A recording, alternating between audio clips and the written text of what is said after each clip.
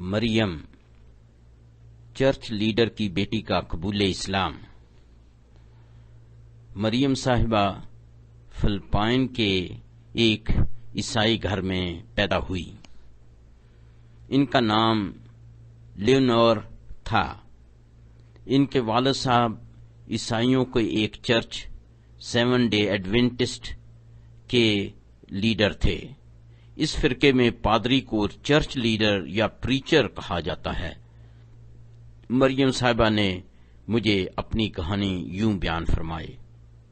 ابتدائی زندگی: میں نے میٹرک تک کی تعلیم فلپائن میں حاصل کی۔ اس کے بعد یونیورسٹی سے میڈیکل ٹیکنالوجی میں BSc کی۔ پھر کام کے لیے 3 سال کے لیے ایران چلی گئی اور ہر سال چھٹی کے دوران فلپائن چلی جاتی۔ چونکہ میرے والد صاحب چرچ لیڈر تھے، اس لیے میری پوری فیملی مذہبی رنگ میں رنگی ہوئی تھی۔ ویسے بھی ہمیں 7 ڈے ایڈوینٹسٹ چرچ کی تعلیمات پر فخر تھا۔ اس چرچ کی تعلیمات مندرجہ ذیل ہیں: 1.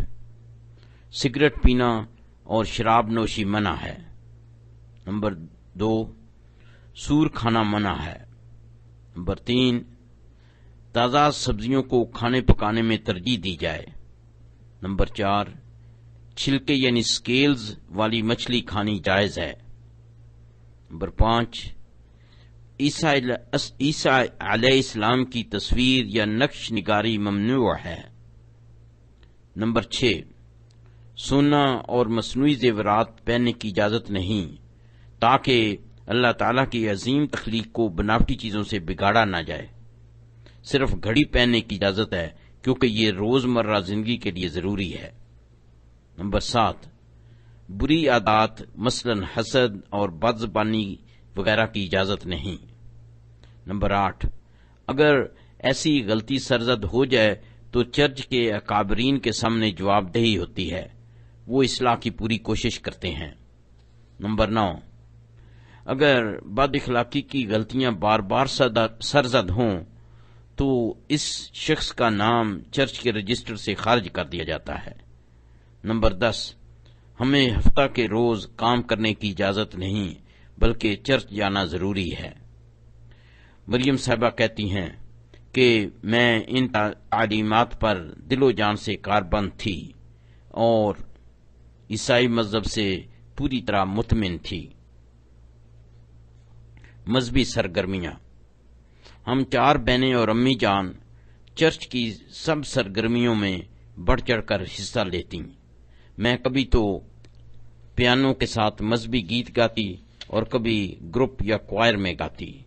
میرے والد صاحب مذہبی نظمیں بھی لکھتے تھے اور مجھے دعوت دیتے کہ چرچ کے سامعین کے سامنے پڑھوں۔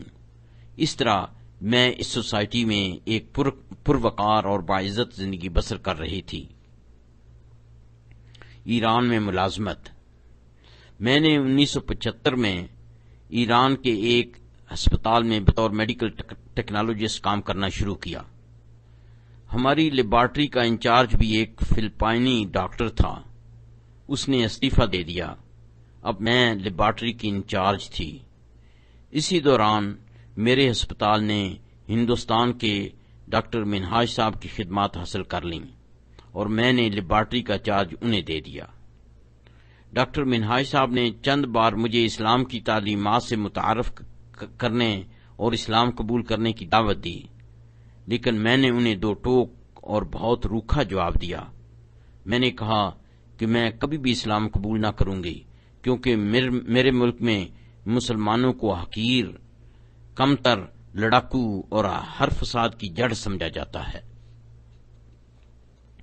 امریکی خواب: اکثر لوگوں کی طرح میں بھی امریکہ جانے کا خواب دیکھتی رہتی تھی۔ میں نے امریکہ کے چند ہسپتالوں میں ملازمت کے لیے درخواست دی۔ مجھے لاس اینجلس کے قریب ایک ہسپتال نے ملازمت کی پیشکش کی۔ میں ایران کے ہسپتال سے 2 ماہ کی چھٹی لے کر امریکہ پہنچ گئی۔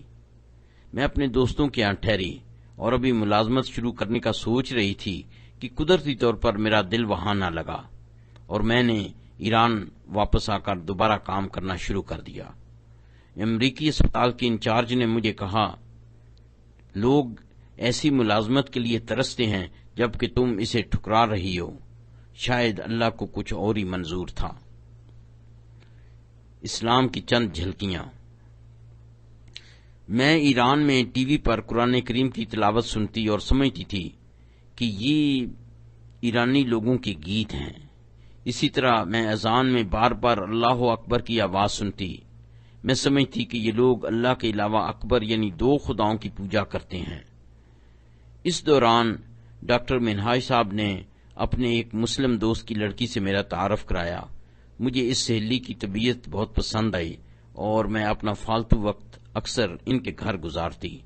اگر میں اسلام کے بارے میں کوئی سوال پوچھتی تو وہ مجھے مختصر جواب دے دیتی۔ میرے دل کی نرمی۔ جب میں اپنی مسلمان دوست کو نماز ادا کرتے دیکھتی تو وہ نماز کو نہایت یکسوئی اور انہماک کے ساتھ ادا کرتی۔ ان کی عبادت کے دوران ان کے اخلاص اور دل جمی نے مجھ پر گہرا اثر کیا، یعنی نماز کے دوران ان کا خشوع و خضوع قابل رشک تھا۔ میں نے دل ہی دل میں سوچا کہ عبادت کا یہ طریقہ عیسائیوں کی عبادت کے طریقے سے بہت افضل ہے، گو ہم میوزک کا سہارا بھی لیتے ہیں۔ یہ پہلا موقع تھا کہ میرے دل نے گواہی دی کہ مسلمانوں کا مذہب ایک معقول مذہب ہے۔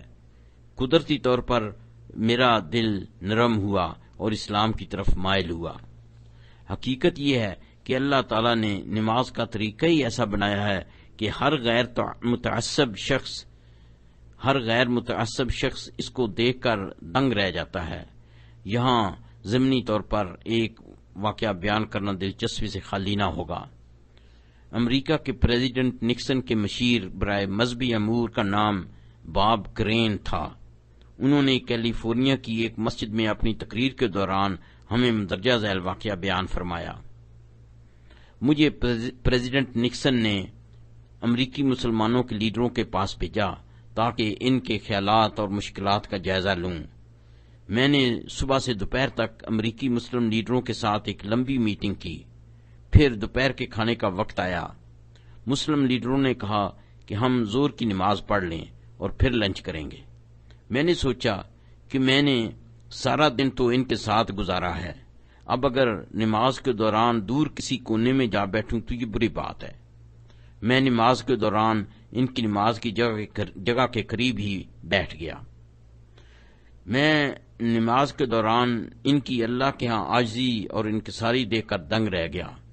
میں نے سوچا یہ اعلیٰ تعلیم یافتہ اور نہایت زیرک لوگ اپنے آپ کو اللہ کے سامنے کیسے انکساری اور مؤدبانہ انداز سے پیش کرتے ہیں، یہاں تک کہ یہ عالی ظرف لوگ اپنے سر اور ماتھے کو زمین بوس کر دیتے ہیں۔ ان کی عبادت کے سادہ طریقہ نے میرا دل مو لیا۔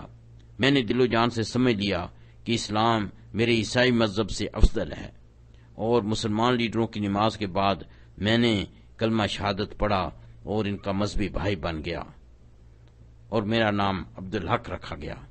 دعا ہے کہ اللہ تعالی ہم سب کو بھی پرسکون نماز ادا کرنے کی توفیق عطا فرمائیں تاکہ ہماری ہر نماز دعوت و تبلیغ کا سرچشمہ بن جائے۔ آئیے اب ہم اپنی اصل کہانی کی طرف لوٹیں۔ اسلام کی طرف میرا سفر۔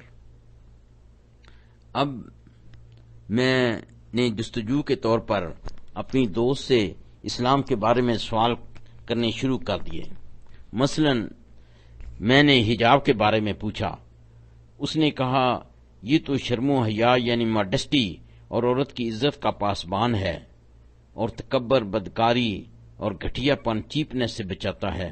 مجھے یہ بات بہت پسند آئی۔ میں نے پوچھا میں اکثر اللہ اکبر سنتی ہوں، اس کا کیا مطلب ہے؟ بولی کہ اس کا مطلب ہے کہ اللہ ہر لحاظ سے سب سے بڑا ہے اور اس جیسی اور کوئی شے نہیں۔ میں نے دل ہی دل میں سوچا کہ تورات میں بھی یہی تعلیم دی گئی ہے، کیونکہ تورات کی 10 کمانڈمنٹ یعنی احکام کا حکم نمبر 1 تو یہی ہے۔ بس یہ کہ اللہ سب سے بڑا ہے مجھے دل و جان سے قبول ہے، اور یہ اچھی بات ہے کہ مسلمان ہر اذان میں اس کی یاد دہانی کراتے ہیں اور اس کا خوب پرچار کرتے ہیں۔ یاد رہے کہ عیسائی نہ صرف انجیل بلکہ تورات پر بھی ایمان رکھتے ہیں۔ علاوہ ازیں بقول حضرت عبداللہ بن عباس رضی اللہ عنہ یہی 10 احکامات قرآن پاک کی سورت بنی اسرائیل کی آیات نمبر 22 سے 38 میں درج ہیں۔ تفسیر مظہری۔ پس ایک اللہ کی ایک ہی تعلیم ہے۔ اب اسلام کے بارے میں میری جستجو دن بدن بڑھ رہی تھی۔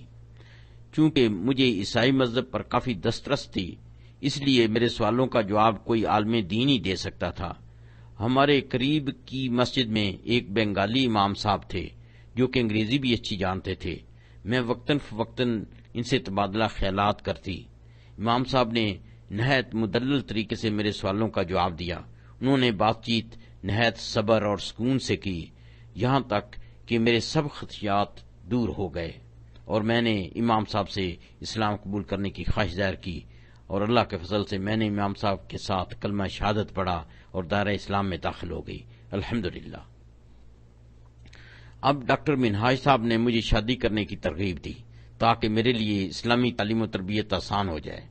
میں نے جناب منہاج صاحب کی خداداد صلاحیتوں اور قابل رشک کردار سے متاثر ہو کر ان سے شادی کرنے کا فیصلہ کر لیا۔ جب منہاج صاحب کو میرے ارادے کا پتہ چلا تو انہوں نے بار بار یہ کہا کہ کیا تم میرے ساتھ شادی کرنے کے لیے اسلام قبول کر رہی ہو؟ میں نے انہیں یقین دلایا کہ یہ میرے دل کی آواز ہے۔ میرا دل اسلامی تعلیمات سے پوری طرح مطمئن ہو چکا ہے۔ میرے اسلام قبول کرنے کا شادی سے کوئی تعلق نہیں۔ والدین کا رد عمل۔ میں نے اپنے والد صاحب کو تار بھیجا کہ میں نے اسلام قبول کر لیا ہے اور ایک مسلمان ڈاکٹر سے شادی کرنا چاہتی ہوں، اگر آپ کو کوئی اعتراض ہے تو فوراً اطلاع دیں۔ میرے والدین بہت تعلیم یافتہ اور وسیع القلب ہیں۔ انہوں نے مجھے یہ جواب دیا، تم ایک سمجھدار عورت ہو، اگر تم اسلام سے مطمئن ہو تو ہمیں کوئی اعتراض نہیں، لیکن یاد رکھو کہ میں شادی کرنے کے لیے اسلام مت قبول کرو۔ یہ وہی بات تھی جو ڈاکٹر منہاج صاحب نے کہی، ہر مخلص اور حق گو شخص یہی کہے گا۔ پس میں نے خوشی بخوشی ڈاکٹر منہاج صاحب سے شادی کر لی۔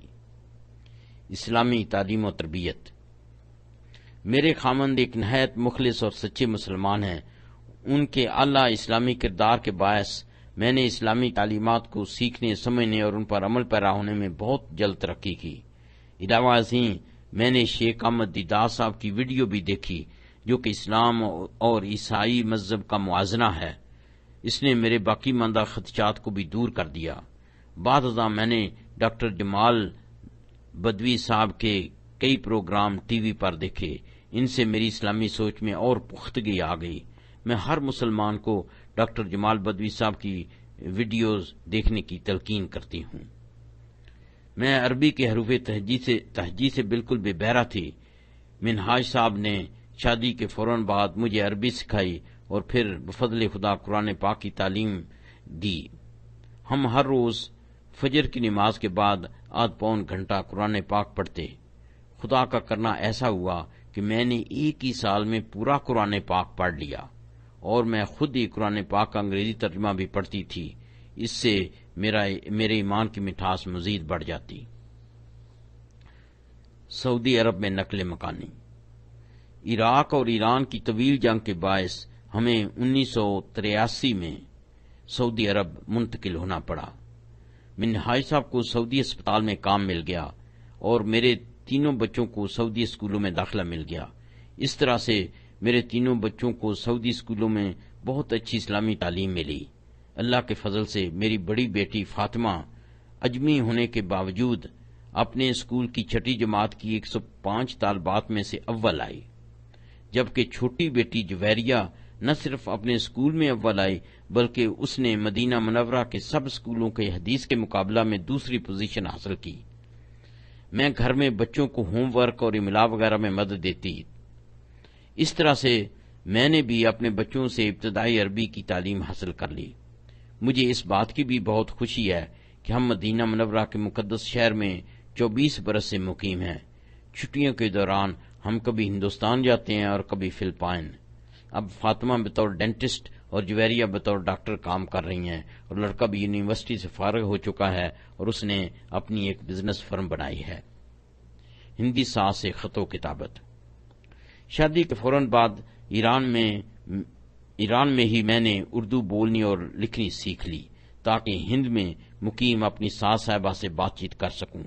انہیں انگریزی نہیں آتی تھی، میں انہیں گائے بگائے اردو میں مختصر خط لکھتی، مثلا آپ کیسی ہیں یا ہم دونوں سے سلام قبول کریں وغیرہ وغیرہ۔ ان کی آنکھیں دکھتی تھیں تو وہ اپنی بیٹی کے ذریعے مجھے جواب ارسال کرتی۔ میرے سب انڈین رشتہ دار میری خوب آؤ بھگت کرتے ہیں۔ ایک بار ڈاکٹر منہاج صاحب کی چند بہنیں عمرہ پر مدینہ منورہ آئیں اور مصنف کے گھر یعنی امتیاز احمد کے گھر میں تشریف لائیں۔ میں نے ان سے مریم کے بارے میں پوچھا۔ ایک کہنے لگی ہم سب شیر و شکر ہو کر ایک ہی گھر میں رہتے ہیں۔ ایک بار مریم تعطیلات پر ہند آئیں، میں نے دیکھا کہ تقریباً آدھی رات کے وقت مریم ایک مچھردانی کے اندر ٹارچ جلا کر بیٹھی ہیں۔ مجھے بے حد تشویش ہوئی، بیچاری بیمار تو نہیں ہو گئی؟ میں سہمے سہمے مریم کے پاس گئی اور پوچھا کیا ماجرا ہے؟ مریم کہنے لگی فکر نہ کریں، میں ٹھیک ٹھاک ہوں۔ مجھے تینوں بچے دن میں بہت مصروف رکھتے ہیں، قرآن شریف پڑھنے کا وقت نہیں ملتا، اس لیے اب قرآن شریف پڑھ رہی ہوں۔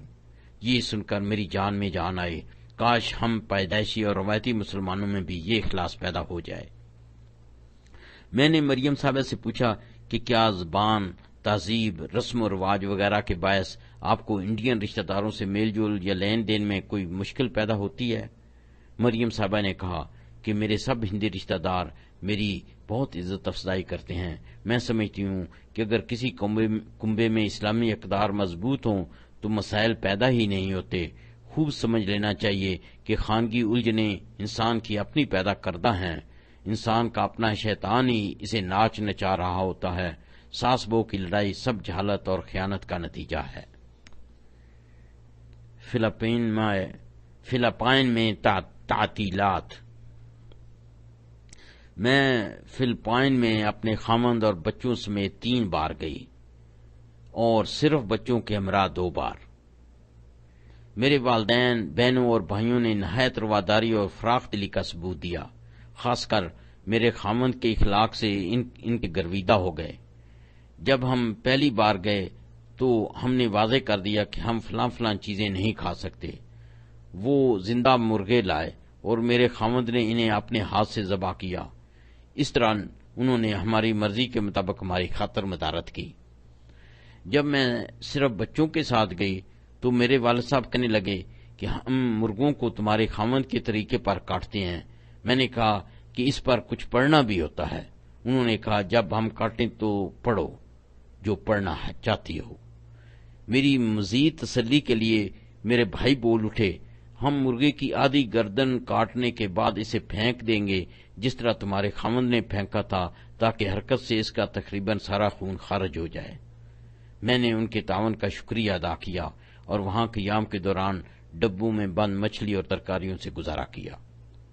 میرے والد صاحب نہایت فہیم، صاحب علم، وسیع القلب، نرم دل انسان اور بہت بڑے چرچ لیڈر بھی تھے۔